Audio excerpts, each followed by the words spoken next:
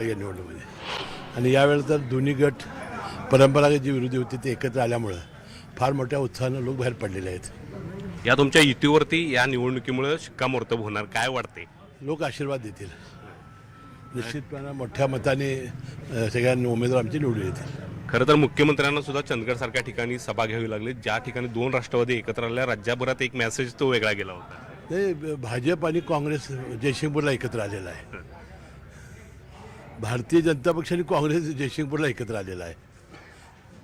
पण 13 ठिकाणी जे कोल्हापूर जिल्ह्यामध्ये निवडणुका होत्या त्या निवडणुकीचं चित्र काय वाटते तुम्हाला? आता कागल, मुरगुड, गडिंग्लज हे आम्ही राष्ट्रवादीच्या सोहळ्यावर आहोत. चंदगड, जयसिंगपूर, शिरोळ आणि कुरुंदवाड हे आम्ही छत्रपती शाहू आघाडीवर आहे. हातकणंगले, हुपरीवर आम्ही राष्ट्रवादी काँग्रेस पॅनल उभं केलेलं आहे. त्यामुळे सर्वात जास्त नगराध्यक्ष आणि जास्त नगरसेवक हे राष्ट्रवादी निवडून येतील. खरं तर या निवडणुकीच्या निमित्तानं राजकीय वातावरण सुद्धा तापलेलं पाहायला मिळालं. तिजोरीच्या चाव्या कोणाकडे आहेत ते 1 नंबर का 2 नंबर इथंपर्यंतचं आणि वातावरण. आता तो संपला ना विषय.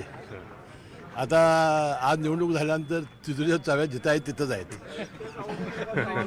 नक्कीच. तर हसन मुश्रीफांची ही प्रतिक्रिया ऐकली आहे.